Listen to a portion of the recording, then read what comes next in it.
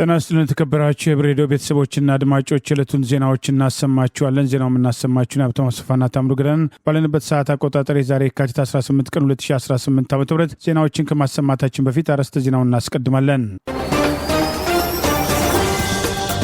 የፋኖ የተጠና ኦፕሬሽንና ድሉ፣ የሩሲው ጭፍጨፋ፣ የሀፓ ተቃውሞ፣ የፖለቲካ እስረኛው አፈና፣ የታፈነው ቁጣና የጤና ባለሙያዎች፣ ትራምፕና የሀገር ውስጥ ተቃውሞ፣ አዲሱ የግብፅ ምላሽ የሚሉና ሌሎችም ወቅታዊ ዜናዎች ያሉን ዝርዝሩን ነው።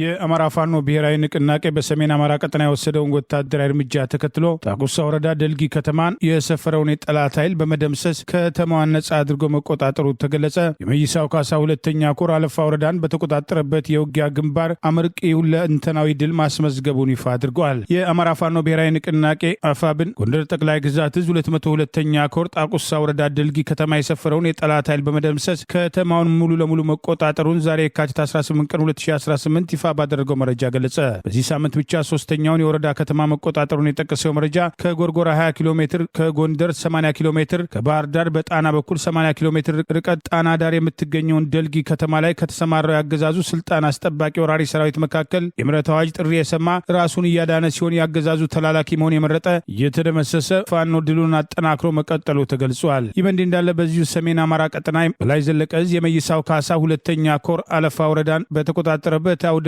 ውጊያ ግንባር አመርቂ ድል ማስመዝገቡን ዛሬ በዝርዝር ባወጣው መረጃ አስታውቋል። በዚያው ውጊያ የኮርና የክፍለ ጦር አመራሮች ከብርጌድና የሻለቃ መሪዎች ጋር በመተሳሰር ቋራው ሜድላ ክፍለ ጦር፣ ካራማራ ክፍለ ጦር፣ አድዋ ክፍለ ጦር፣ ፊት አውራሪ ገበየው ክፍለ ጦር ካላቸው ኃይል በማውጣጣት የካቲት 15 ቀን 2018 ከ7 ሰዓት ተኩል የጀመረው ወደ ውጊያ ያገዛዙ ባንዳ አድማ ብተና ሚሊሻ ፖሊስና የስርዓቱ ስልጣን አስጠባቂዎችን በመደምሰስ በመማረክ ከ7 በላይ ከተማ ውስጥ የተሰሩ የቆም ምሽጎችን በመሰባበር ሻውራ ከተማን በቁጥጥር ስር መዋሉን ማስታውሷል። የካቲት 16 ቀን 2018 ከሻውራ ከተማ የጠላት ኃይልን ጠራርጎ በማስወጣት ከሞት ያመለጠ የብልጽግናው ካቢኔና ባንዳ ሰራዊት በእግሩ እየማቀቀ ወደ ባህር ዳር ለመፈርጠጥ መገደዱን ያስታወሰው መረጃ ያገዛዙ ሰራዊት ከ2 ዓመት ተኩል በላይ መሽጎበት የነበረው የቁም ምሽጎችን ከመስበር ባሻገር መጋዘኖችን ጭምር በፍጥነት በመቆጣጠር ተተኳሽና መሳሪያዎችና መሰል ትጥቆችን በእጅ ማስገባት መቻሉንም ይኸው ዝርዝር መረጃ ገልጿል። ያገዛዙ ስርዓት የፋኖ ቤተሰብ በማለትና በውሃ ቀጠነስ ለስርዓቱ አልተመቸኝም የሚሉ ንጹሐንን ከ45 በላይ የፖለቲካ እስረኞችን ማስፈታት የተቻለበት ኦፕሬሽን እንደነበር ያስታወሰው መረጃ 231 የጠላት ኃይል ሲደመሰስ የጠላት ወረዳ ከፍተኛ አመራሮች፣ የፖሊስ አዛዡ ዋና ኢንስፔክተር ውባንተ ይርሳውና ወንጀል መከላከል ኮማንደር ገብሬና በየጊዜው አብረውት የነበሩ የፖሊስ አባላትና የሚሊሻ ጽህፈት ቤት ኃላፊው ጌታነህን ጨምሮ በዚህ ውጊያ መደምሰሳቸውን የአማራ ፋኖ ብሔራዊ ንቅናቄ ሰሜን አማራ ቀጠና በላይ ዘለቀ እዝ ዛሬ ይፋ ባደረገው በዚሁ መረጃ ገልጿል። 53 የተማረኩ ሲሆን ከ67 በላይ መቁሰላቸውን በዚህ ውጊያ 2 ዲሽቃ፣ 2 ብሬን፣ 259 ክላሽንኮቭ፣ 22 አብራራው፣ 28 10 ጎራሽ፣ 1 ስታር ሽጉጥ፣ 31000 ክላሽ ተተኳሽ፣ 9000 ብሬን ተተኳሽ፣ 21000 ዲሽቃ ተተኳሽ፣ ከ700 በላይ የክላሽ ካዝና፣ 50 ወታደራዊ ኮዳ፣ ከ100 በላይ ወታደራዊ ሻንጣ፣ 2 ረጅም ርቀት ወታደራዊ መገናኛ ሬዲዮን ጨምሮ ያገዛዙ ሰራዊት የሚጠቀምባቸውን ሙሉ ቁሳቁስና 2 ተሳቢ ጭነት የሚሆን ሬሽን በዚህ ወታደራዊ እርምጃ በቁጥጥር ስር መዋሉ ተገልጿል። በሌላ ግንባርም መይሳው ካሳ ሁለተኛ ኮር ፊት አውራሪ ገበየው ክፍለ ጦር በአዳኝ ሀገር ጫቆ ወረዳ ነጋዴ ባህር ላይ ተጨማሪ ድል ባስመዘገበበት 13 የጠላት ኃይል ሲደመሰስ 12 መቁሰላቸውን፣ 5 እጅ መስጠታቸውን፣ 17 ክላሽ፣ 1 ብሬን፣ 1000 ክላሽ ተተኳሽ፣ 1200 የብሬን ተተኳሽ ጭምር መማረክ የተቻለበት ወታደራዊ እርምጃ መሆኑን የአማራ ፋኖ ብሔራዊ ንቅናቄ በላይ ዘለቀ ዛሬ የካቲት 18 ቀን 2018 ባወጣው ዝርዝር መረጃ አስታውቋል። በአሁኑ ወቅት በመይሳው ካሳ ሁለተኛ ኮር ስር የምትገኘው ሻውራ ከተማ ሁሉም አገልግሎት ሰጪ ተቋማት ባንኮችን ጨምሮ መደበኛ ስራቸውን ፍጹም ሰላማዊ በሆነ ሁኔታ የዘወትር ማህበራዊና ኢኮኖሚያዊ እንቅስቃሴ እያደረገች እንደምትገኝ የገለጸው ይኸው መረጃ በፋኖ የቀረበው ይቅርታና የምህረት ዕድል እየተጠቀሙ ከአብይ አህመድ አገዛዝ እርስ በርስ የመጫረስ ሴራ በመራቅ እየቀረባችሁ ችግራችሁን እንድትፈቱና ሻጥሩ እንድታከሽፉ ለጸጥታና ለፖለቲካ አመራር አባላት የአማራ ፋኖ ብሔራዊ ንቅናቄ በላይ ዘለቀ ጥሪ እንደሚያደርግ ዛሬም አስታውቋል። ይህ በእንዲህ እንዳለ ብልጽግና ከየአቅጣጫው ጦርነቱ ውስጥ መግባቱን ተከትሎ ሰራዊቱ እየፈረሰ ፋኖን እየተቀላቀለ መሆኑን የአማራ ፋኖ ብሔራዊ ንቅናቄ ምኒልክ ዕዝ የ202ኛ ኮር ህዝብ ግንኙነት አርበኛ መምህር አታለው ሙሉጌታ ዛሬ የካቲት 18 ቀን 2018 ይፋ ባደረገው ተጨማሪ መረጃ ገልጿል። በዚህም 7 የደቡብ ዕዝ 202ኛ ኮር የፋሽስቱ ብልጽግና አገዛዝ ዙፋን ጠባቂ ሰራዊት አባላት ህዝባችንን አንወጋም አገራችንንም አናፈርስም በማለት ከነሙሉ ትጥቃቸው የአማራ ፋኖ ብሔራዊ ንቅናቄ ምኒልክ ዕዝ 202ኛ ኮርን መቀላቀላቸውን የኮሮ አመራሮችም አቀባበል እንዳደረጉላቸው ጭምር ገልጿል። እንደ ዋዜማና አዲስ ስታንዳርድ የመሳሰሉትን ገለልተኛ ሚዲያ ተቋማትን መዝጋትም የዓለም አቀፍ የሚዲያ ተቋማትን የሥራ ፈቃድ መንጠቅና ባለሙያዎችን ማዋከብ በሐሳብ ነጻነትና በዲሞክራሲ መርሆች ላይ የተቃጣ ጥቃት ነው ሲል የኢትዮጵያ ሕዝብ አብዮታዊ ፓርቲ ኢህአፓም ተቃውሞውን ገለጠ። ኢህአፓ ዛሬ ባወጣው መግለጫ ሚዲያዎችን እያገዱ ጋዜጠኞችን እያሰሩና እያሳደዱ እንደዚሁም የሲቪክ ምህዳሩን እየከረቸሙ ነጻና ዲሞክራሲያዊ ምርጫዎችን መስበክም በሕዝብ ላይ መቀለድ ነው ሲልም ተችቷል። ዲሞክራሲ በንግግሮችም አይታወጅም ያለው ኢህአፓም የሚታፈነው በተግባር ነው። የፓርቲው መግለጫም ነጻ ሚዲያዎች ሲዘጉም ህዝቡ እውነትን፣ ግልጽነትንና በመረጃ ላይ የተመሰረተ ምርጫን ይከለከላል። ይህ የህግም ጉዳይ አይደለም፣ ጭቆናና አፈና ነው ሲል ሰሞነኛውን የመንግስትን እርምጃዎችን ኮንኗል። ኢህአፓ በመግለጫው የሚዲያ አፈናን፣ ጋዜጠኞችን ማዋከብ፣ ማሳደድና ማሰር እንዲቆም የጠየቀም ሲሆን በሙያቸው ምክንያት የታሰሩ ጋዜጠኞችን በአስቸኳይ እንዲፈቱ ሲልም ጥሪውን አቅርቧል። በመግለጫው የኢትዮጵያ መገናኛ ብዙሃን ባለስልጣን የአዲስ ስታንዳርድ የበይነ መረብ መገናኛ ብዙሃን ምዝገባ ምስክር ወረቀትን ከትላንት የካቲት 17 2018 ዓ.ም ጀምሮ መሰረዙን ማስታወቁን ተከትሎ ያወጣው የኢህአፓ መግለጫ አዲስ ስታንዳርድን የበይነ መረብ መገናኛ ብዙሃን የሚዲያ ስነ ምግባርን፣ የኢትዮጵያ ህዝቦችን ህጎችንና የሀገርን የህዝብን ብሔራዊ ጥቅምን አደጋ ላይ የሚጥለው ዘገባዎችን በተደጋጋሚ በማሰራጨት ላይ ይገኛል ያለውን የባለስልጣኑ መስሪያ ቤትንም አጣቅሶታል። በባለስልጣኑ ይህንን ድርጊት በመመርመር አዲስ ስታንዳርድ የበይነ መረብ መገናኛ ብዙሃን እንዲታረምና ከአጥፊ አካሄዱ እንዲቆጠብ በተደጋጋሚ ምክር ሲሰጥ ቢቆይም ለመታረም ፈቃደኛ ሳይሆን ቀርቷል ሲል የባለስልጣን መስሪያ ቤቱ መግለጫ ማውጣቱን በትላንትናው ዕለት መዘገባችን ይታወሳል። የኢትዮጵያ ሚዲያ ባለስልጣን የሰጠውን መግለጫ በተመለከተ የአዲስ ስታንዳርድ ዋና አዘጋጅ ጋዜጠኛ ዮናስ ከድር ባለስልጣኑ ያቀረበው ክስ ውድቅ ያደረገው ሲሆን ዋና አዘጋጁ እንደገለጸው ተቋሙ እስካሁን ድረስ ምንም አይነት መደበኛ የህግ ጥሰት እንደፈጸመ የሚያመላክት ማስጠንቀቂያ ደርሶት እንደማያውቅ ገልጿል። የአዲስ ስታንዳርድ አሳታሚ ጃኪን ፐብሊሺንግ ኃላፊነቱ የግል ማህበር በበኩሉ የኢትዮጵያ መገናኛ ብዙሃን ባለስልጣን የሚዲያውን የበይነ መረብ ምዝገባ የምስክር ወረቀት መሰረዙን በይፋ የተቃወመ ሲሆን አሳታሚው ድርጅት ህጋዊ መሰረት የሌለውን እና በኢትዮጵያ ህግ የተረጋገጡ የህግ አሰራርን የሚጥስ ነው ሲልም አቋሙን ገልጿል። ከዚህም በተጨማሪ ለኢትዮጵያ መገናኛ ብዙሃን ባለስልጣን የሥራ አመራር ቦርድ በዛሬው ዕለት በጻፈው ደብዳቤ በተደረገው የህግ ግምገማ ውሳኔው ከባለስልጣኑ የአሰራር ስልጣን ያለፈ መሆኑና በተሻሻለው አዋጅ ቁጥር 1374 ህዝባር 2017 ስር የተቀመጡ የጥበቃ ድንጋጌዎችን የሚጻረር ነው ሲልም አቋሙን ገልጿል። ቴዎድሮስ ህዝብ በባንዳ ላይ የወሰደ ያለውን እርምጃ አጠናክሮ መቀጠሉን ገለጸ። አገዛዙ በጀትና በድሮን ሰላማዊ ሰዎች ላይ ያነጣጠረ ጥቃት ፈጽሟል። ጀግናው አርበኛ ለጠላት እጇን አልሰጥም ብላ ራሷን ሰዋች። የአማራ ፋኖ ብሔራዊ ንቅናቄ አፋብን ምዕራብ አማራ ቀጠና ቴዎድሮስ ህዝብ 109ኛ ኮር ህዝብ ግንኙነት ዛሬ የካቲት 18 ቀን 2018 ይፋ ባደረገው መረጃ ቡሬ ወረዳ ቁጭ ከተማ መሽጎ አማራዎችን በማንነታቸው ሲገድልና ሲያስገድል ሀብት ንብረታቸውን ሲዘርፍ የነበረ 10 አለቃ ዳምጤ ረጋሳ የተባለ ቀንደኛ ሚሊሻ ጠርናፊ ከሁለት ግብረ አበሮቹ ጋር ትላንት የካቲት 17 ቀን 2018 ዓ.ም በቴዎድሮስ ህዝብ 109ኛ ኮር 77ኛ ክፍለ ጦርና 88ኛ ክፍለ ጦር የተጠና እርምጃ እንደተወሰደባቸው ገልጿል። የ109ኛ ኮር አነፍናፊ ቡድን ክንፋቸውን ዘርግተው ከማቻከል እስከ አዮ ጎግሳ አይናቸውን ተክለው አሰሳ ሲያደርጉ ከቆዩ በኋላ ትናንት ከምሽቱ 4 ሰዓት ተኩል ላይ 3 ያገዛዙ ስልጣን አስጠባቂ ጦር አባላት 3 የሚሊሻ አባላት ላይ የተጠና እርምጃ መውሰዳቸውን አስታውቋል። ብልጽግና መንደር ላይ ድንጋጤ መፈጠሩን የጠቀሰው መረጃ በዚህ ኦፕሬሽን የተናገጠው የብልጽግና ቡድን ንጹሃን አማራዎችን የፋኖ ቤተሰብ ናችሁ፣ ዝምድና ላችሁና የተለያየ ምክንያት በመደርደር በጅምላ እያፈሰና ጨለማ ቤት እያጎረ ይገኛል ሲል አስታውቋል። ይህ በእንዲህ እንዳለ አብይ አገዛዝ በጎጃም ጃዊ ቀጠና ያሉ ከተሞች ላይ ያለ ምሕረት በጀትና በድሮን ሰላማዊ ሰዎች ላይ ያነጣጠረ ጥቃት መፈጸሙን የአማራ ፋኖ ብሔራዊ ንቅናቄ የህዝብ ግንኙነት ኃላፊ አርበኛ አስረስ ማለዳምጤ አስታወቀ። ምንም አይነት ውጊያ በሌለባቸው ትናንሽ ከተሞች ሰላማዊ ሰዎችን ኢላማ ያደረጉ የጀትና የድሮን ድብደባዎች ለቀናት እየተፈጸመ ይገኛል ያለ ሲሆን ትላንት የካቲት 17 ቀን 2018 ሰዋታ፣ ኩንበር ብሔራዊ የሚባሉ ትናንሽ ከተሞችና አካባቢያቸው ላይ ከጠዋት እስከ እኩለ ሌሊት ድረስ ድብደባዎች መፈጸማቸውን ጠቅሷል። አብይ አህመድ ከዩናይትድ አረብ ኤሚሬት የተበረከቱለትን ቦምቦችና ሮኬቶች ብቻ ሳይሆን በደርግ ዘመነ መንግስት ከራሽያ የገቡ እስከ 500 ኪሎ ግራም የሚመዝኑ እንደ ፋብ አይነት ቦምቦችን በብዛት እየጣለ መንደሮችን እያወደመ ይገኛል በማለት የአገዛዙን የጦር ወንጀል አጋልጧል። ይህ በእንዲህ እንዳለ የአማራ ፋኖ ብሔራዊ ንቅናቄ ቴዎድሮስ 109ኛ ኮር 44ኛ ክፍለ ጦር አርበኛ የሆነችው ዘመናዊ ደጎ ከጠላት ጋር በነበረው ውጊያ እጄን አልሰጥም በማለት ራሷን በመሰዋት ለአማራ ህዝብ ያላትን ታማኝነት መግለጿን ከንቅናቄው ቴዎድሮስ ከፍተኛ አመራሮች አንዱ አርበኛ ግሩም ምሳሌ አስታወቀ። የ105ኛ ክፍለ ጦር 44ኛ ክፍለ ጦር አርበኛ ዘመናዊ ደጉ ከብዙ ውጊያና ትንቅንቅ በኋላ ሚጣ ተይ ራስሽን አታጥፊ የሚሉ ድምጾች በዘመናት ለጠላት ከመያዝ ራስን የማጥፋት ውሳኔ ያለማመንታት የወሰነች የኤፍሬም አጥናፉ መንፈስ ያደረባት ቆራጥ የቴዎድሮስ ጀግኒት አርበኛ ነበረች ሲል አስታውሷል። ጀግኒት ሞቶ አሰላለፍ የሌለው ሞት ነው። ሞቷ ለአማራ ህዝብ ነጻነት የተሰጠ የራስ ውሳኔ ነው። አብረው እየኖሩ መደናነቅ፣ መሸነቋቆጥ፣ ጥሎ ማለፍ የሌለው የብሔርተኝነታችን የመጨረሻው የተአማኒነት ማረጋገጫ ማለፊያ መስፈርት አልፋ ነው ለእኛ ከባዱን ራስ የማጥፋት ውሳኔ ያሳየች። ለዚህም ነው ትግሉ የሚያስቀጥሉ ቆራጦች እውቀትም አቅምም ያላቸው ነገር ግን ሚዲያም ህዝብም የሚያውቃቸው እልፍ ጀግኖች ትግሉን ስለሚያስቀጥሉት ስለ አሜኬላዎች ግድ የማይሰጠን ጠላት ጋር ቢሄድ ፈሪ ይባላለሁ ብለው አብረውን ቁጭ ብለው ለማባላት የሚሞክሩትን አሜኬላዎች የምንቃቸው በዚህ ምክንያት ነው ማለት ታላቅ ጀግንነቷን አወድሰዋል። ለነጻነት ወጣሁ ላለ ታጋይ በራስ መሳሪያ መጥፋት አጼ ቴዎድሮስን የሚጠይቅ ከባድ የልዕልና ባለቤትነትን ይፈልጋል። ይህን መልእክት ድርጅታችን ከውስጥ በ12 ቁጥር ሚስማር ለሚወጉት የነገ ተጠያቂዎች፣ ለዛሬ ኢሚንት አስመሳዮችና ከድተውንም ጭምር ለሚያስቁን የምክክር ኮሚሽን ቅሬታ አቅራቢዎች የጀግና ውሳኔ እንደማይሉት እንገምታለን። ለእነዚህ አካላት መልሳችን ዘር ከልጓም ሳይስብ ሲቀር የሚያጋጥም አማኑኤል ሊያስገባ የሚችል የአእምሮ መቀንጨር ሊሆን ስለሚችል ጤናችሁን ደህና መሆናችሁን አረጋግጡ የሚል ምክር አለን በማለት ታላቋ አርበኛ ዘመናዊ ደጉ በክብር መሰዋቷን አስታውቋል። እስራኤልና ፍልስጤም በሁለትዮሽ መንግስትነትም እንዲኖሩ ኢትዮጵያ የማይናወጥ ድጋፍ እንደምታደርግም አቋሟን ገለጸች።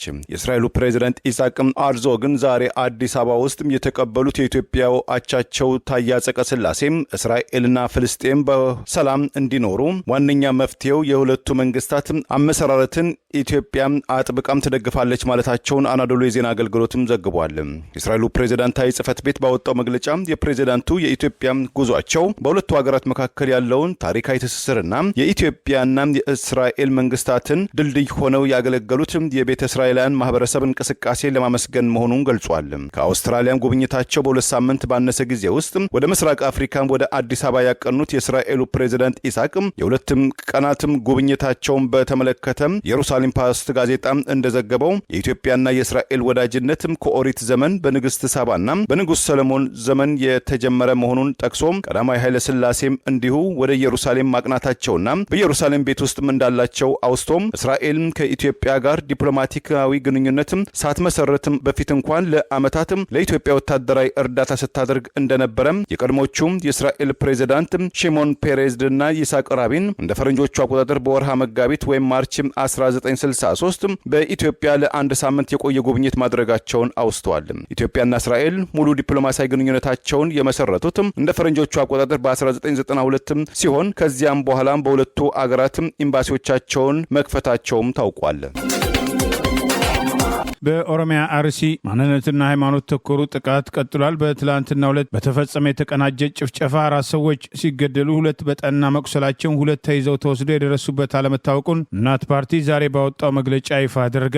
በተደጋጋሚ በአማራ ብሔር ተወላጆችና የኦርቶዶክስ እምነት ተከታዮች ላይ ጥቃት በሚፈጸምበት በኦሮሚያ ክልል ምስራቅ አርሲ ዞን መርቲ ወረዳ ፈረቀሳ ቀበሌ ትላንት የካቲት 17 ቀን 2018 ምሽት 3 ሰዓት በተፈጸመ የተቀናጀ ጭፍጨፋ ፓርቲው ዛሬ ድረስ ባለው መረጃ 4 ሰዎች የተገደሉ ሲሆን 2 በጠና መቁሰላቸውን 2 ተይዘው ተወስደው የደረሱበት እንዳልታወቀና ከ10 በላይ ቤቶች መቃጠላቸውን የገበሬው የእህል ጎተራን ጨምሮ በርካታ ንብረት ወድሟል ሲል አስታውቋል። ገዳዮች ቀብር ጭምር ከልክለው ነበር የሚሉት የፓርቲው ምንጮች አሁንም በቅርብ ርቀት ላይ ሆነው የገበሬውን በሬ እያረዱ እየበሉ እየጨፈሩ ነው። ከልካይም ቀጭም የለም። ግድያውም ሃይማኖት ለይቶ የተፈጸመ ነው። ህዝቡ ራሱ እንዳይከላከል በመንግስት መሳሪያውን እንዲያወርድ ተደርጓል። እጃችንን አጣጥፈን ሞታችንን መጠበቅ ሆኗል ኑሯችን ብለው ነዋሪዎች መናገራቸውን አስታውቋል።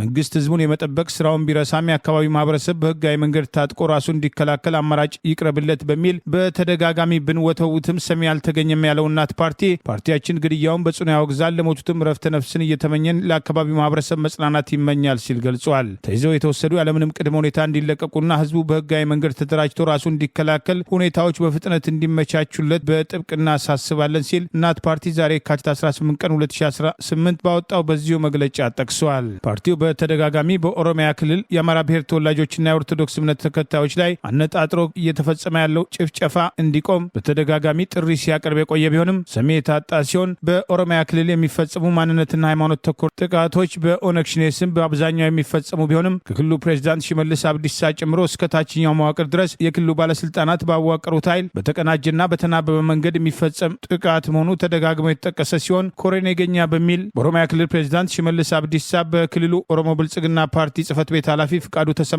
የሚመራና ለኦሮሞ ብልጽግና ፓርቲ ሊቀመንበርና የገዢው ብልጽግና ፓርቲ ፕሬዝዳንት አብይ አህመድ ሪፖርት የሚያደርግ ቡድን ይቃወሙኛል የሚላቸውን የኦሮሞ ብሔር ተወላጆች ጨምሮ ሃይማኖትና ብሔር ተኮር ላይ ያነጣጠሩ ጥቃቶችን ጭምር እንደሚፈጽም ይህ ቡድን ከአገዛዙ የደህንነት መስሪያ ቤት ጋር ጥብቅ ግንኙነት እንዳለው ጭምር ሮይተርስ ከ2 ዓመት በፊት በማስረጃ ያጋለጠ ሲሆን ይህንኑ በተመለከተ የቀድሞ የኦሮሚያ ክልል ካቢኔ አባል ዶክተር ሚልኬሳ ሚዳጋ በተለይም አሩሲ ላይ የሚፈጸሙ ጥቃቶችን ተከትሎ የወቅቱ የፌዴራል ፖሊስ ኮሚሽን ኮሚሽነር ደመላሽ ገብረ ሚካኤል በጊዜ የደህንነት መስሪያ ቤቱ ከፍተኛ ባለስልጣን በነበረበት ወቅት አብይ ያደራጃቸው ሸኔ ታጣቂዎች በአሩሲ ተመሳሳይ ጥቃት እንዲፈጽሙ ተልዕኮ ተሰጥቷቸው ከአዳማ ወይም ናዝሪት አካባቢ መንቀሳቀሳቸውን ተመሳሳይ ድርጊት የሚፈጽሙ በክልሉ የተለያዩ አካባቢዎች እንዳሉ ጭምር መናገራቸው አይዘነጋም። የኦሮሞ ብልጽግና ፓርቲን በመወከል በስድስተኛው ሀገራዊ ምርጫ ከአዲስ አበባ ተወዳድረው አሸንፈው የምክር ቤት አባል ሆነዋል የተባሉት አንጋሳ ኢብራሂም ከዚህ ቀደም በኦሮሚያ ክልል የሚፈጸሙ ሃይማኖትና ብሔር ተኮር ጥቃቶች በእናቶ ሽመልስ አብዲሳ በተቀነባበረ መንገድ የሚፈጸሙ በመሆናቸው ግድያዎች በፍጹም ሊቆሙ አይችሉም በማለት ከ4 ዓመት በፊት በ2012 ዓ ም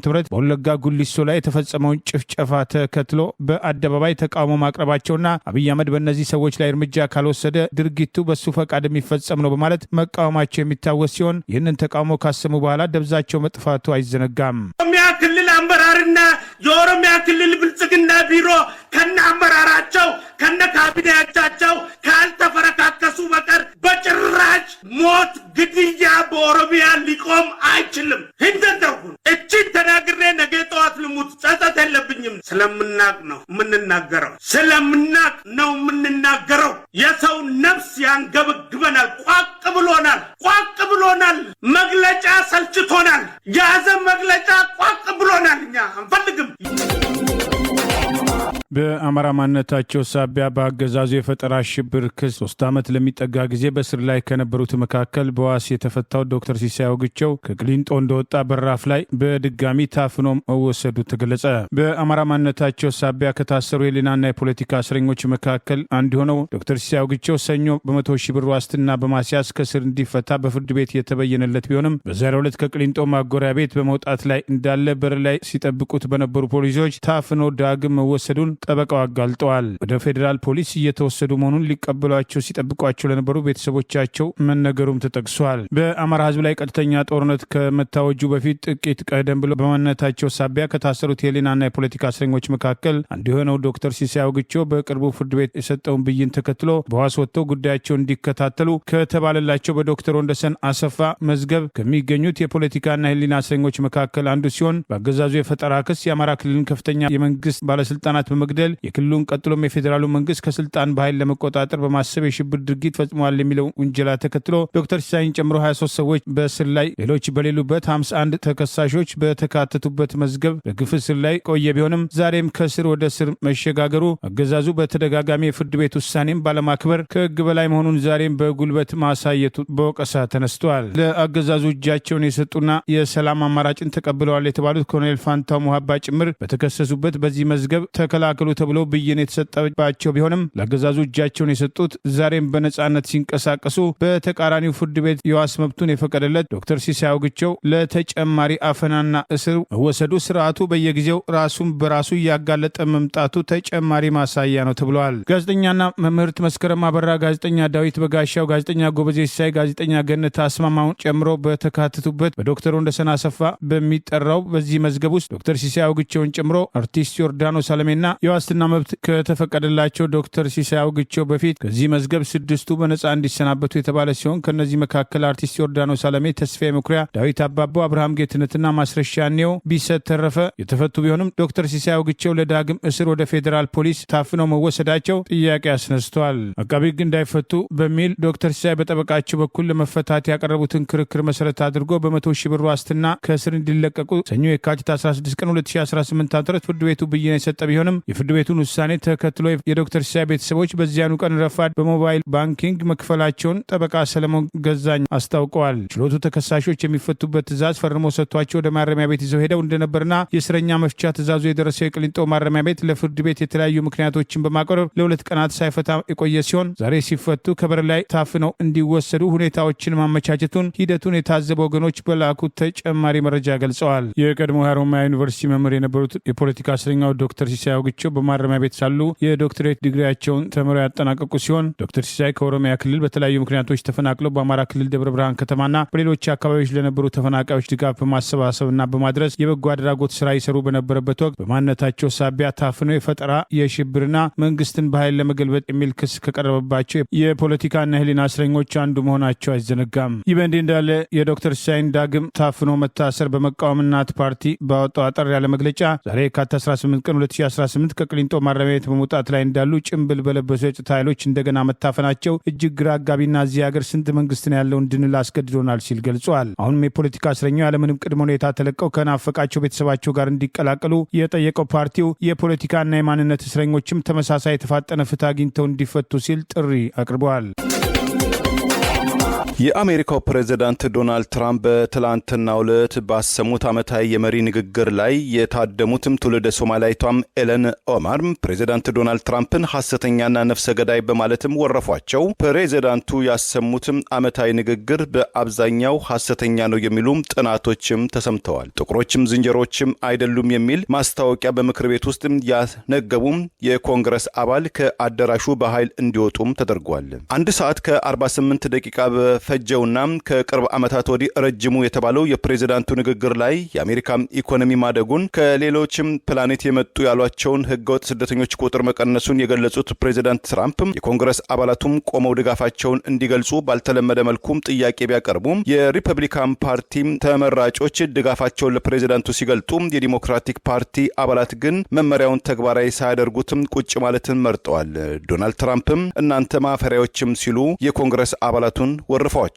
በጸረ ስደተኞችም አቋማቸውን በተመለከተ ፕሬዝዳንቱ ንግግር ሲያደርጉ የሚኒሶታ ግዛት የዲሞክራቲክ ፓርቲ ህዝብ እንደራሴ የሆኑት ኤለን ፕሬዝዳንት ትራምፕን እርስዎ ነፍሰ ገዳይ ኖት፣ አሜሪካን ዜጎች እንዲገደሉ አስደርገዋል፣ ሐሰተኛ ኖት በማለትም ተቃውሟቸውን ድምጻቸውን ከፍ አድርገው አሰምተዋል። ከሲኤንኤን ቴሌቪዥን ጋር ቆይታ ያደረጉት ኮንግረስ ውመኗ ኤለን ኦማር በእኔ ግዛት የነበሩ 2 አሜሪካን ዜጎች በፕሬዝዳንት ዶናልድ ትራምፕ አስተዳደር በመገደላቸው በፕሬዝዳንቱ ዓመታዊ የመሪ ንግግር ላይ ያሰማሁትን ተቃውሞን አልጸጸትም፣ ይቅርታም አልጠይቅም። እኔ ፕሬዝዳንቱን ንግግር ለማስቆም ትኩረት ለመሳብ ሳይሆን ተጠያቂነታቸውን ለማስታወስ ነው። ለመረጠኝ ህዝብም በግላጭ ጥብቅና መቆሚም ተገቢ ነው ብዬም አምናለሁም ብለዋል።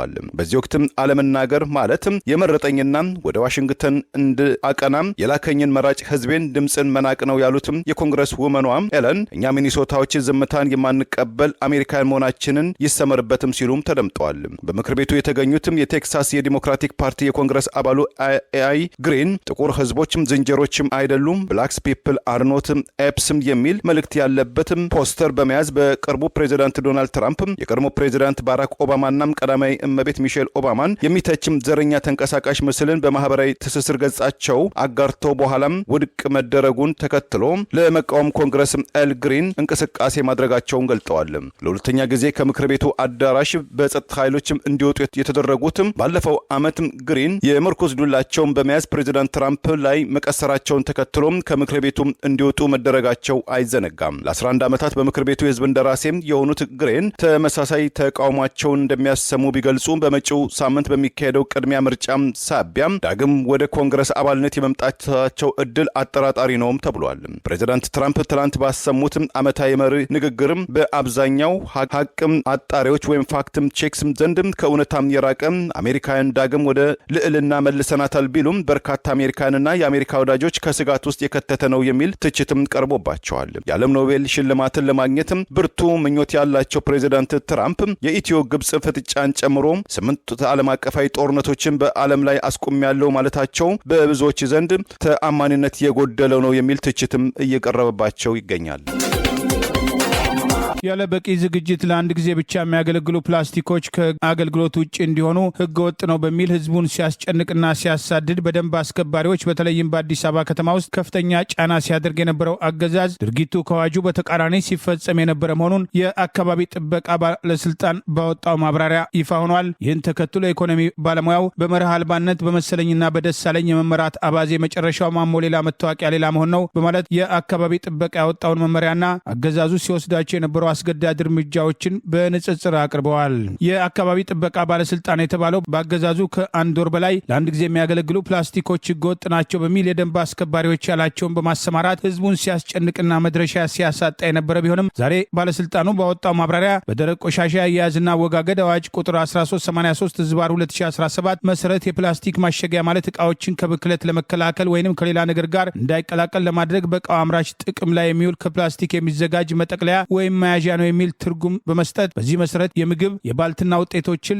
ላውንደሪ አገልግሎትና ሌሎች ምርቶችን ለማሸግ የሚውለው ፕላስቲክ ማሸጊያ በአዋጁ የተፈቀደ ሲሆን የእነዚህ ማሸጊያዎች የቆሻሻ አያያዝ በአዋጁና አዋጁን ተከትለው በሚወጡ የማስፈጸሚያ ህጎች የሚተገበር ይሆናል በማለት ለአንድ ወር ህዝቡን ሲያምስበት የነበረውን እርምጃ ተከትሎ ካወጡት አዋጅ በተቃራኒ መንቀሳቀሳቸውን የሚያሳይ ማብራሪያ አውጥተዋል። ይህንኑ በተመለከተ የኢኮኖሚ ባለሙያው እና የቀድሞ የኢዴፓ ሊቀመንበር የነበሩት አቶ ሙሼ ሰሙ በመርህ አልባነት በመሰለኝና በደሳለኝ የመመራት አባዜ መጨረሻው ማሞ ሌላ መታወቂያው ሌላ መሆን ነው በማለት የአካባቢ ጥበቃ ባለስልጣን ማሻሻያ ያለውን ይፋ በማድረግ አስተያየታቸውን ሰጥተዋል። ትላንት አንድም ፕላስቲክና የፕላስቲክ መያዣ ላይኔ አያሳየኝ ይዞ የተገኘም ወዮለት ተባለ። ያላስተዋላችሁትና ከሚዛን ያላስገባችሁት ነገር አለ። የፕላስቲክ መያዣ ጥቅምና ጣጣው ፈርጀ ብዙ ነው። በኋላ ማጣፊያ ያጥራችኋል ሲባል በመገናኛ ብዙሃን ላይ ተወጥቶ የፈረንሳይ ህዝብ የሚበላው ዳቦ የለውምና ምን ይሻላል ስትባል ለምን ኬክ አይበላም እንዳለችው የፈረንሳይ ንግስት ማሪያ አንቱዋኔት ህዝብ ምን ማድረግ እንዳለበት እኛን አይመለከተንም መፍትሄ ይፈልግ ተባለ።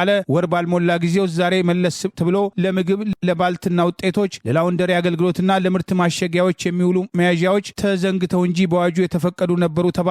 ከፌስታል የማይለይ የባልትና ውጤትና የምርት ማሸጊያ በአዋጁ የተፈቀደ ከነበረ እስከ ዛሬ ማንኛውም የፕላስቲክ መያዣ ተከልክሏል ስትሉ ደንባችሁን አላነበባችሁትም ነበር ማለት ነው ወይስ በአንድ ወር ውስጥ እነዚህ የፕላስቲክ መያዣ አካባቢ የማይበክሉና በቀላሉ የሚሰበሰቡ ሆኖ ተከሰቱላችሁ በማለት በጥያቄ አንስተዋል። በእርግጥ በተሰጣችሁ ስልጣን መሰረት ከአካባቢ ጥበቃ ጋር የሚገናኙ ደንቦችን ማውጣት ስራችሁ ቢሆንም በቅድሚያ ሚዛናዊ ብትሆኑ የጉዳዩ ተጠቃሚም ሆነ ተጎጂ ህዝቡ ስለሆነ አማክሩት፣ አክብሩት። ከማይደግፋችሁ አካል የመጣ ቢሆንም ምክር ስሙ። የምትደነግጉትንም ሆነ የምታስፈጽሙትን ደንቦች ጠንቅቃችሁ እወቁ። ለመደንገግና ለመገናኛ ብዙሃን መግለጫ ለመስጠት ከመጣደፍ በፊት የደነገጋችሁትን ደንብ አጣርቶ ማንበብና ይዘቱንም በቅጡ መረዳት ከመወዛገብ ያድናልና እየተስተዋለ በማለት ከዚህ ቀደም እርምጃውን ተከትለው ተቃውሞ ያሰፈሩትን አስተያየት ጭምር ዋቢ አድርገው ተቃውሟቸውን አቅርበዋል። ዜጎች ዕቃ ገዝተው የገዙትን ዕቃ ይዘው ለመሄድ በፌስታል ወይም ፕላስቲክ ከረጢት ለአንድ ጊዜ የሚውል ብቻ መያዝ አይቻልም የሚለውን ወጣ ከተባለው ደንብ ተቃራኒ እርምጃ ተከትሎ ከፍተኛ ቅሬታ ሲቀርብ የነበረ ቢሆንም በደንብ አስከባሪዎች ሲጉላሉና ሲንገላቱ የነበሩ ሲቀጡ የነበሩ ዜጎችን ጉዳይ ተከትሎ ቅሬታ ሲቀርብ እንደነበር አይዘነጋም። ኢትዮጵያ ወደ ቀይ ባህር ተደራሽነት እንዲኖራትም ግብጽ ትደግፋለች የተባለውን ሰሞነኛ መረጃም ሐሰተኛ ነው ስትል ካይሮም አስተባበለች። የግብፁ መንግስታዊ ዜና አገልግሎት ሜና አንድ ስማቸው ያልተጠቀሰ የግብጽ ከፍተኛ ባለስልጣናትን ጠቅሶም በትላንት ምሽት እንደዘገበው ኢትዮጵያ በታላቁ ህዳሴ ግድብ ዙሪያ ያላትን አቋሟን ለዘብ ካደረገች ግብጽ በምትኩ ኢትዮጵያ በቀይ ባህር በኩል ተደራሽነት እንዲኖራት ያላሰለሰም ድጋፍ ታደርጋለችም ተብሎ በኤሚሬቱም ዘናሽናል ጋዜጣ የሰፈረው መረጃ ፍጹም ሐሰተኛና መሰረተ ቢስ ነው በማለት ዘገባውን አስተባብለዋል። እንደ ግብፁ ከፍተኛ ባለስልጣን አገላለጽ አገራቸው ግብጽ በውሃ ደህንነቷና በታላቁ የኢትዮጵያዊ ህዳሴ ግድብ ዙሪያ ያላት አቋም የማይናወጥና የጸና ነው። ግብጽ የተናጥል እርምጃን ሳይሆን ዓለም አቀፍ ህጎችን ትከተላለች። የቀይ ባህር ጉዳይም ደህንነትና እድልም የሚወሰነው በባህሩ ተጋሪ አገራት ብቻ ነው በማለት ግብጽ የተያዘችውን ፖሊሲ በድጋሚ ገልጠዋል። እንደ ዘናሽናል ጋዜጣም ዘገባም ከግብጽ በኩል ለኢትዮጵያው ጠቅላይ ሚኒስትር አብይ አህመድም ቀርቧል የተባለው እንደራደር ጥያቄ ለአሜሪካው ፕሬዝዳንት ዶናልድ ትራምፕ ጭምር መላኩ ኢትዮጵያ ይሁንታም ከሰጠችም እንደ ጅቡቲም ሶማሊያ የመሳሰሉ የቅርብ ጎረቤቶች ጋር በመተባበር እድል እንዲኖር ከግብጽ በኩል ፍላጎት እንዳለ፣ ይህ ካልሆነ ግን ግብጽ የራሷን እርምጃም ለመውሰድ እንደምትገደድ ማንነታቸው ያልተገለጸም ነገር ግን ለጉዳዩ ቅርበት አላቸው የተባሉ የካይሮ ምንጭ ነገሩኝ በማለት ዘናሽናል ከካይሮ መዘገቡ አይዘነጋም።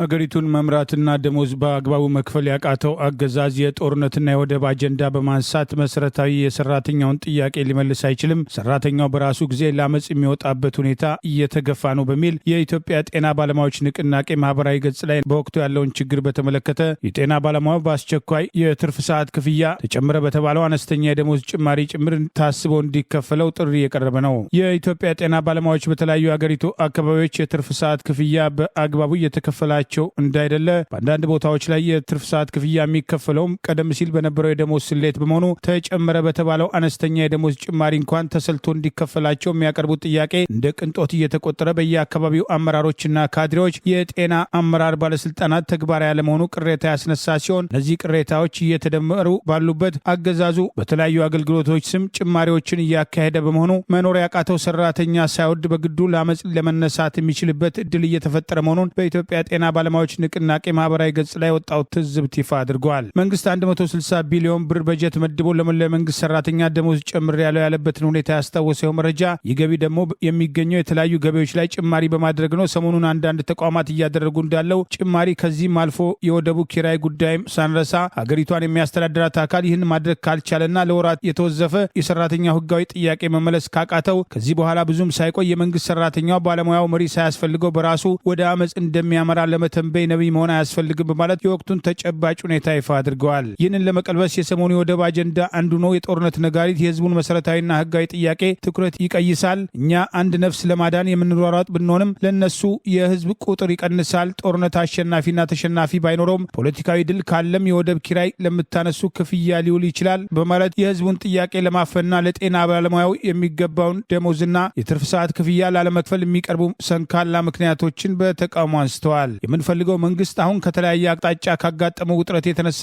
የምትልኩልንን መረጃዎች ብናጋራ በዚህ ሰዓት እኛ ጋር ለሚደርስብን ነገር ዋስትና ስለሌለን ከዚህ በፊት ደርሶብን ስላየነው አገሪቷ እስክትረጋጋ ድረስ ምንም አይነት የጤና ባለሙያ ሮሮ የማናስተጋባ መሆኑን ስንነግራችሁ በታላቅ ትህትና ነው በማለት የኢትዮጵያ ጤና ባለሙያዎች ንቅናቄ ከየአቅጣጫው የሚመጣለትን ሮሮ በማህበራዊ ገጹ ለማፈን መወሰኑን ጭምር ይፋ አድርገዋል። እነዚህ ሮሮች አንዳንዶቹም ለተስፋ መቁረጥና የስነ ልቦና ጤና እየዳረጉ ስለሆነ አሉታዊ ጉዳዮች ላይ ሳይሆን ከዚህ በኋላ በቻልን አቅም አዎንታዊ ጉዳዮች ላይ የምናተኩር ይሆናል። በቅንነት ለተረዳችሁን ከልብ እናመሰግናለን በማለት ሁለተኛ ዙር የጠራው የስራ ማቆም አድማ መክሸፉን ተከትሎ ከዚህ በኋላ የጤና ባለሙያዎች ለራሳቸው መብት እስካልተነሱ ድረስ አላስተባብርም ያለው የጤና ባለሙያዎች ንቅናቄ ተስፋ የቆረጠበት መረጃና ውሳኔን አጋርቷል። በአማራ ክልል፣ በኦሮሚያ ክልል በርከት ያሉ አካባቢዎች፣ በሲዳማ ክልል፣ በደቡብ ምዕራብ ክልል ጤና ቢሮ ምዕራብ ኦሞ ዞን ጤና መምሪያን ጨምሮ በተለያዩ የአገሪቱ አካባቢዎች የጤና ባለሙያዎች የጤና ሽፋን ባለማግኘታቸው የትርፍ ሰዓት ክፍያ በርካቶች ያልተከፈላቸውና ክፍያ የተጀመረላቸውም ከወራት በኋላ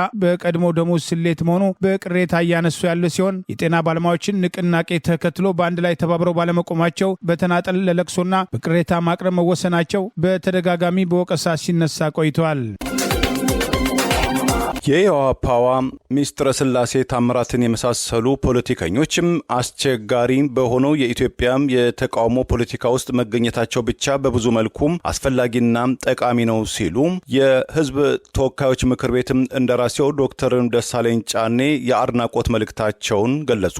እንደኛ ለወጣቶችና ለሴቶችም ያላት ተምሳሌነት ሚስጥረ በ20ዎቹ መጨረሻ ወይም በ30ዎቹ መጀመሪያ ላይ የምትገኝ ብሩህ አእምሮ ያላት ወጣትም ሴት ነች ያሉት ዶክተር ደሳለኝ የእሷም በኢትዮጵያ ፖለቲካም ከፊት መታየት ለሴቶችና ለወጣቶች ትልቅ ተምሳሌታዊ ትርጉም አለውም ብለዋል። ለወደፊቱም ክብሯንና የቆመችለትን ዓላማም ጠብቃም ከተጓዘች ለብዙዎችም አርያ የመሆን ብቃትና አቅማ እንዳላት ያመላክታል ሲሉ ግምታቸውን የሰነዘሩት ዶክተር ደሳለኝ ልምድና ተሞክሮ እያዳበረችም ስትሄድም ትልቅ ደረጃ ላይ መድረስናም ለሀገርም መጥቀም የምትችል ባለተስፋም ወጣት መሆኗን አያጠራጥርም ብለዋል። ድፍረትናም ቆራጥነቷን ከፍተኛ ዋጋ በሚያስከፍለው የኢትዮጵያ የተቃውሞ ፖለቲካ ሜዳ ውስጥ እንደሷ ወጣትና ሴት ሆኖ መሳተፍ ትልቅ ድፍረትን፣ ጽናትን ይጠይቃል ያሉትም የህዝብ እንደራሴው ዶክተር ደሳለኝ በቅርቡ በሚዲያ በተላለፈው የምርጫ ክርክር መድረክ ላይ ያሳየችው ብቃት፣ የንግግርና የማሳመን ችሎታ፣ ድፍረቷናም ቁርጠኝነቷም ከጋዜጠኝነትና ከሲቪል ማህበረሰብ ስራም ካገኘችው ተሞክሮ ጋር ተዳምሮ ለሀገር ለማገልገልና የወደፊት መሪ የመሆን ተስፋም አይቼባታለሁም ብለዋል። አንዳንድ ወንድሞች ወንድሞቻችን በምርጫው ሂደት ላይ ያላቸውን ቅሬታ ወደ እሷ ማዞራቸው ከዚያም አልፎ የብልጽግና ጉዳይ ፈጻሚና ፈቅዶላት እንደምትተውን አድርገው ለማቅረብ መሞከራቸው ተገቢ አይመስለኝም ያሉት የህዝብ እንደራሴው ልጅቱንም ያለማወቅ ነው በምርጫውም ነጻነትና ፍትሃዊነት ላይ እንደ አብዛኛው የኢትዮጵያ ህዝብ ጥያቄ ቢኖርንም እንደሷ ያሉ ብሩህ አእምሮ ያላቸው ወጣቶች በተለይ ሴቶች እህቶቻችን በዝምታም ከመታዘብ ወይም ከመተቸት ይልቅ በአገራቸው ፖለቲካ በንቃት ተሳትፎ ለውጥ ለማምጣት መወሰናቸውና የትግል ጥረታቸውን ሊበረታታ እንጂ ሊነቀፍ አይገባም ብለዋል። ሂደቶችን በውጤታቸው መገምገማቸውን እንደተጠበቀ ሆኖ እንደ ሚስጥረም ያሉ ወጣቶችን ግን በድፍረታቸውና በሚያነሱት ሐሳብ ልንመዘናቸው ይገባል። ለሀገር የሚቆረቆሩና የሚችሉትን ለማድረግ የሚሞክሩ ወጣቶችን በተለይ ሴቶችን ከመንቀፍ ይልቅ ለሀገራቸውና ለህዝባቸው የያዙትን አማራጭ ሐሳብ መስማትና ማክበር ሲቻል ደግሞ ማበረታታት እንለማመድ ሲሉም አስተያየታቸውን ሰጥተዋል። የዓለም አቀፍ የአማራ ማህበራት ህብረትና የተለያዩ የአማራ አደረጃጀቶች በትብብር የ130ኛውን የአድዋ ድል በዓል በተለያዩ ሀገራት በታላቅ ድምቀት አድዋ ትናንትና ዛሬ በሚል መሪ ቃል ያከብራሉ። የአባቶቻችንን መስዋዕትነትና የንጉሥ ነገሥት ዳግማዊ ምኒልክ እና የእቴጌ ጣይቱ ብጡል ባለራዕይ መሪነት ለመላው ጥቁር ህዝቦች ፋና ወጊ የሆነ ነጻነትን፣ ተስፋንና ክብርን ያጎናጸፈ ድል አምጥተዋል። ያ ፋና ወጊ ድል የተስፋ ብርሃንና የቅኝ አገዛዝን የማሸነፍ ተምሳሌት ሆኖ ይታወሳል። ቅድመ አያቶቻችን በአድዋ ላይ አምባገነንነትንና ፋሺዝምን በድል እንደተጎናጸፉት ሁሉ የዛሬው የአማራ ህዝብም ህልውናውን ለማስቀጠል በመታገል ላይ ይገኛል። 130ኛን የአድዋ ድል በዓል በዚህ ትሩፋት እናከብራለን። የትናንቱን ድል በማክበር በዛሬ ህልውናና የፍትህ ትግል ላይ እንረባረባለን። የአማራ ማህበር በኑረምበርግ ከተማ ፌብሩዋሪ 21፣ የአማራ ማህበር በጀርመን በፍራንክፈርት ከተማ ፌብሩዋሪ 28፣ የአማራ ማህበር በጣሊያን ማርች 1፣ የአማራ ማህበር በስዊዘርላንድ ሎዛን ከተማ ማርች 7፣ የአማራ ማህበር በፈረንሳይ በፓሪስ ከተማ ማርች 7፣ የዓለም አቀፍ የአማራ ማህበራት ህብረት በትዕይንተ መረብ ወይም ኦንላይን ማርች 2 ያከብራሉ። ኑ የአድዋን የድል ክብረ በዓል ከኛ ጋር እናክብር። ጥናታዊ ጽሑፎች፣ ባህላዊ ዝግጅቶች፣ ታሪካዊ ንግግሮች፣ የመድረክ ትዕይንቶች እናም ለሁሉም ቤተሰብ የሚሆኑ ታላላቅ ድግሶች እናንተን ይጠብቃሉ። ኑ አድዋን ከኛ ጋር ሆነን እናክብር። ዓለም አቀፍ የአማራ ማህበራት ህብረት ከተለያዩ የአማራ ማህበራት ጋር በጋራ በመሆን የዚምባብዌ መንግስት ከአሜሪካ መንግስት የተላከለትን ግዙፍም የሰብአዊ እርዳታ ብሔራዊ ሉዓላዊነታችን የሚጋፋ ነው በማለት ውድቅ ማድረጉን አስታወቀ። የአሜሪካ አስተዳደር በመጀመሪያው ዓለም አቀፍ የጤና ስትራቴጂክ ህግም ተደራሽነት አሜሪካን ፈርስት ግሎባል ሄልዝ ስትራቴጂም ሳቢያ ለዚምባብዌ መንግስት የመደበውን 367 ሚሊዮን የአሜሪካን ዶላር ከቅርብ ዓመታት ወዲህም ዓለም አቀፉ መንግስት ለዚምባብዌ መንግስትም የላከው ግዙፍ ኢንቨስትመንት መካከል ዋነኛ ተጠቃሽ የሆነውን እርዳታ ብሔራዊ ጥቅማችንና ሉዓላዊነታችንን ይጋፋል በማለት ስጋት እንዳሳደረበትም በመግለጽ አንቀበልም በማለት ዛሬ አቋሙን አስታውቋል። የዚምባብዌ የማስታወቂያ ህዝብና የብሮድካስቲንግ አገልግሎት ዋና ኃላፊው ኒክ ማነንጋዋ ዛሬ ሐራሬ ውስጥ ለአገር ውስጥ ጋዜጠኞች በሰጡት መግለጫ በቀጣዩ 5 ዓመታት በኤችአይቪ ኤድስ፣ የሳምባ በሽታ፣ ወባ በሽታ፣ የወላጆችና ህፃናትም ጤና አጠባበቅና በሽታዎችን በቅድሚያ ለመከላከል ይውላል የተባለውን እርዳታ የዚምባብዌያን ውስጣዊ የሆኑ የጤና ናሙናዎችንና መረጃዎችን ለውጭ አካላት አሳልፈው የሚሰጥ በመሆኑ የዚምባብዌያውያን መረጃን በተገቢው መንገድ ለመጠቀም ከአሜሪካ መንግስት በኩል ዋስትና ባለመሰጠቱ እርዳታውን ለመቀበል ብንስማማም ከዚህ አኳያ ልገሳውን ውድቅ ማድረጉን አዘንብለናል ብለዋል። የዚምባብዌው ከፍተኛ ባለስልጣን መግለጫቸውን ሲቀጥሉ አሜሪካ ከዓለም አቀፉ የጤና ተቋም በእንግሊዝኛው ምህጻረ ቃል WHO በቅርቡ ራሷን በማግለሏ ከአሜሪካ አስተዳደር ጋር የሚደረግ ቀጥተኛ ስምምነት ዚምባብዌ ከዓለም አቀፍም ስምምነት ጋር የገባቸውን ውሎችን የሚጣረስ በመሆኑ እርዳታውን ላለመቀበል ተወስኗል በማለት የመንግስታቸውን አቋም ገልጸዋል። በሐራሬ የሚገኘው የአሜሪካን ኤምባሲ ባወጣው መግለጫ የዚምባብዌ መንግስት ለጤና ዋስትና የተሰጠውን እርዳታ ላለመቀበል በመወሰኑና ከድርድሩ ራሱን ማግለሉን አረጋግጠናል። ይህም ውሳኔም አሳዛኝ ነው ብሎታል። አሜሪካ በሰብአዊ መብት ጥሰት በሙስና ወንጀል የምትከሳት የዚምባብዌ መንግስት ላይ በተለያዩ ጊዜያት ማዕቀቦችን የጣለች ቢሆንም ዚምባብዌም ከአሜሪካም ከፍተኛ የሰብአዊ እርዳታም ተቀባይ አገር መሆኗም የተለያዩ መረጃዎች ይገልጻሉ። ዛሬ ያሉን ዜናዎች እነዚህ ናቸው። ዜናውን ስታደምጡ ለቆያችሁ የህብር ሬዲዮ ቤተሰቦችና አድማጮች ምስጋናችን ይድረሳችሁ። የህብር ሬዲዮ ኦፊሻል ዩቲዩብ ቻናላችንን ሰብስክራይብ ያላደረጋችሁ ሰብስክራይብ በማድረግ በተጨማሪም የደውል ምልክቱን በመጫን የህብር ሬዲዮ ቤተሰብ እንድትቀላቀሉ በአክብሮት እንጋብዛለን። እንደ ወትሮ ሁሉ የህብር ሬዲዮ ቤተሰቦች ፕሮግራሞቻችንን ላይክ በማድረግ ሼር በማድረግ አስተያየቶቻችሁን በመስጠት አብሮነታችሁን ትገልጹ በአክብሮት እንጠይቃለን። በድጋሚ እናመሰግናለን። ጤና ይስጥልን። ቸር እንቆይ።